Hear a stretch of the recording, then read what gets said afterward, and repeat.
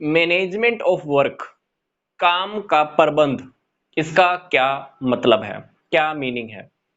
ये टॉपिक हमारे सामने काफी बार आता है, बिजनेस स्टडीज में भी, मैनेजमेंट के जहां जहां हम टॉपिक स्टडी करते हैं वहां भी।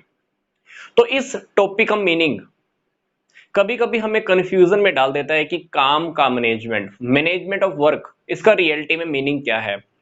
देखिए, कोई भी ऑर्गेनाइजेशन है, चाहे वो गवर्नमेंट है, चाहे सेमी गवर्नमेंट है या नॉन गवर्नमेंट है, किसी भी ऑर्गेनाइजेशन को जब हम बनाते हैं तो कोई ना कोई पर्पस जरूर होता है कि कोई ना कोई काम हमें करना ही है। मतलब कोई भी ऑर्गेनाइजेशन है उसका कुछ टारगेट तो होता ही है, कोई काम करना। जैसे स्कूल का काम क्या है? एजुकेशन प्रोवाइड कराना, किसको? बच्चों को। हॉस्पिटल पेशेंट्स का ट्रीटमेंट करता है। हॉस्पिटल में हम देखते हैं कि रोगियों का इलाज किया जाता है। फैक्ट्री में प्रोडक्शन होता है गुड्स का, कुछ बनाया जाता है, कुछ पैकिंग किया जाता है, कोई ना कोई काम करना फैक्ट्री में भी चलता रहता है।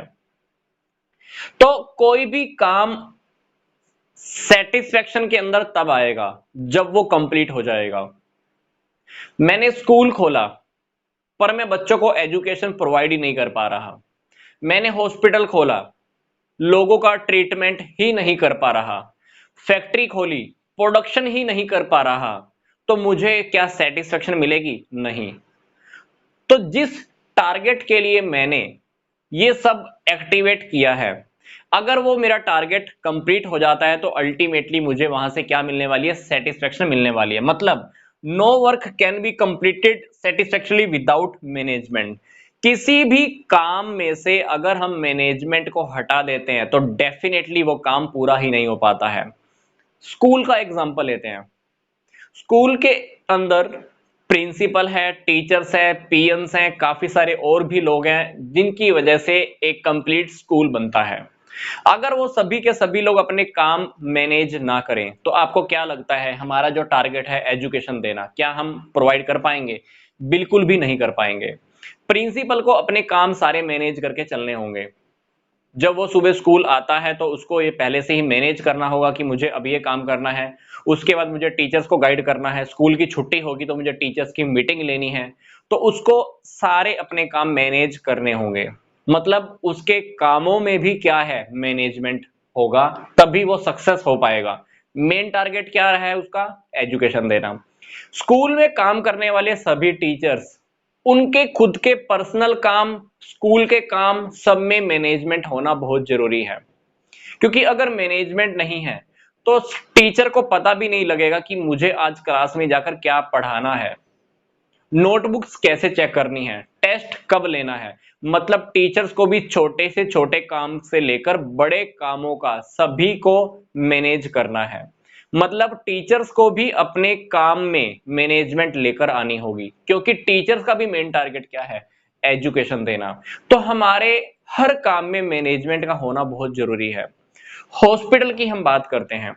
हॉस्पिटल में मान लो अभी सफाई नहीं रहती है, स्वीपर्स सफाई का ध्यान नहीं रखते, काम को मैनेज नहीं करते, तो क्या नए लोग, नए पेशेंट हमारे हॉस्पिटल में रुकना पसंद करेंगे?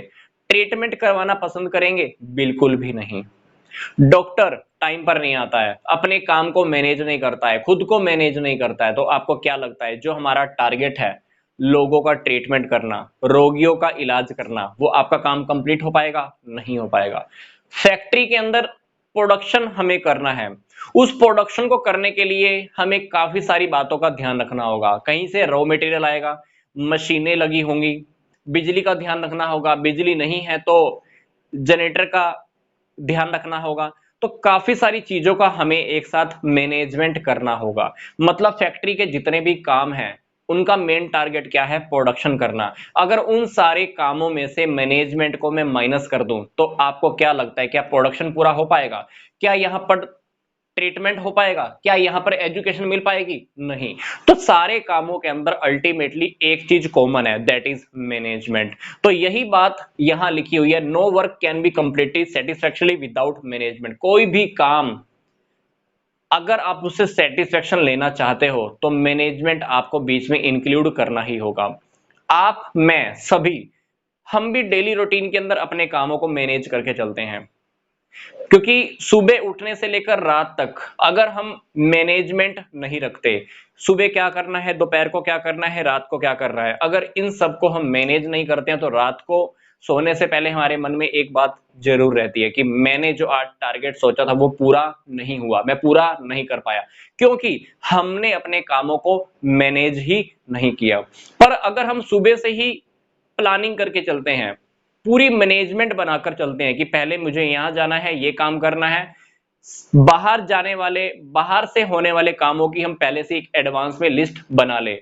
मान लीजिए मुझे घर से बाहर जाना है और मैं क्या करता हूं, पहले सारे कामों की एक लिस्ट रेडी कर लेता हूं कि बाहर जाऊंगा तो मैं सारे काम निपट कर आऊंगा। तो मैंने क्या किया, मैंने मेरे कामों को मैनेज किया है कि बाहर जाऊंगा तो एक ही राउंड में अपने सारे काम कंप्लीट करके ही घर वापस लौटूंगा।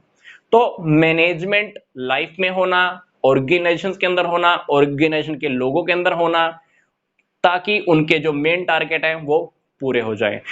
तो ultimately management is also for the work. हर काम के अंदर मैनेजमेंट जरूरी है। मैनेजमेंट के बिना कोई भी काम आपको सेटिस्फेक्शन दे ही नहीं सकता।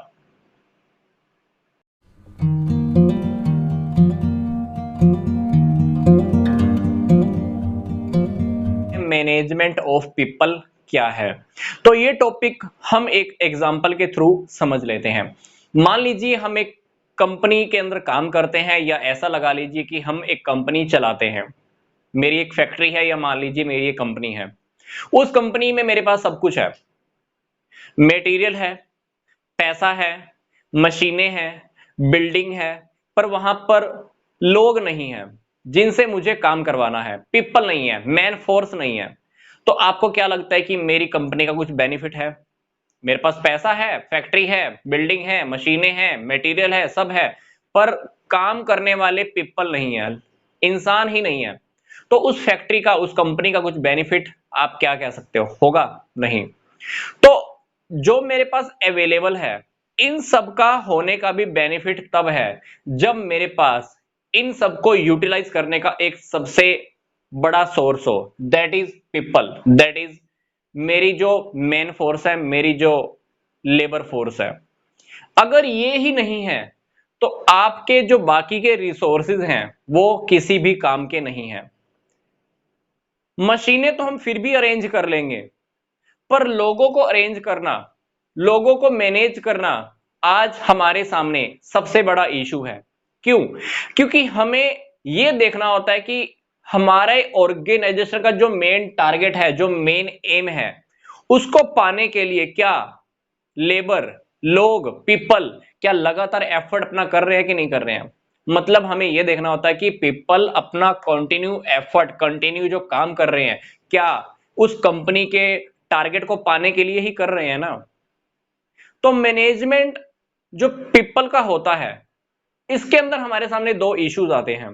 पहली बात, पहला इशू क्या, हर इंसान की डिफरेंट डिफरेंट नीड होती है, हर किसी की आवश्यकता अलग है, हर किसी की नीड अलग है, हर किसी का काम करने में इंटरेस्ट भी अलग होता है। कोई तो पूरा दिन काम कर सकता है, कोई 4 घंटे में थक जाता है, कोई मेंटली इल रहता है, मानसिक बीमार रहता है, कोई फिजिकली इलनेस किसी को है।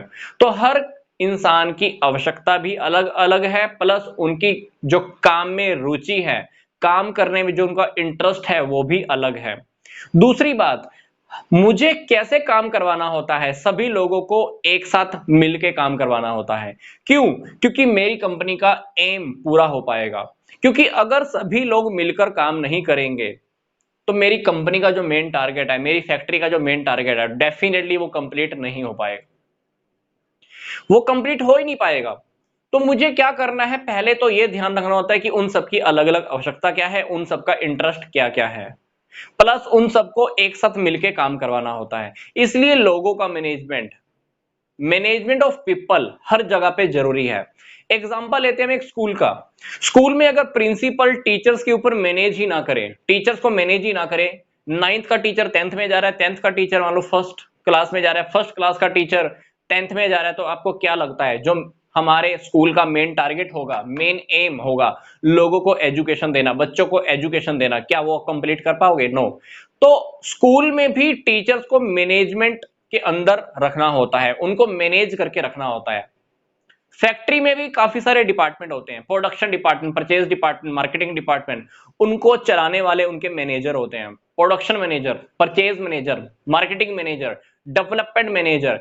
अगर उन मैनेजर्स का ही आपस में कोऑर्डिनेशन नहीं है तो आपको क्या लगता है आपकी कंपनी का जो मेन टारगेट है वो कभी कंप्लीट हो पाएगा? बिल्कुल भी नहीं। इसलिए हमें लोगों को मैनेज करके रखना होता है, उनको ऐसे काम करवाना होता है कि वो हमारी कंपनी के काम को पूरा कर पाए, हमारी कंपनी के टारगेट को पूरा कर पाए। जब हम उनसे मिलके काम करवाते हैं तो इस तरह से काम कराते हैं कि उनका खुद का भी बेनिफिट हो, प्लस हमारा जो टारगेट है वो टारगेट भी पूरा होता रहे। मैनेजमेंट में कहा जाता है कि मैनेजमेंट दूसरों से काम करवाने की एक कला है, दूसरों के साथ मिलकर।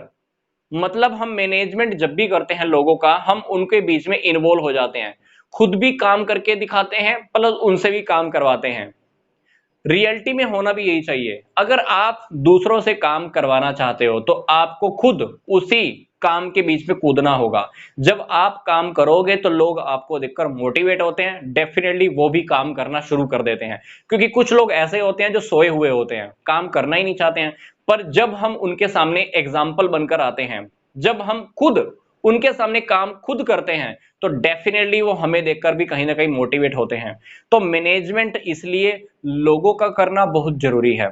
तो ये था हमारा बिल्कुल सिंपल सा टॉपिक। आई होप आपको समझ में आ गया होगा। इस वीडियो के डिस्क्रिप्शन बॉक्स में कुछ और इंपॉर्टेंट लिंक्स भी दिए हुए हैं, आप वो भी बहुत अच्छे से स्टडी कर सकते हैं।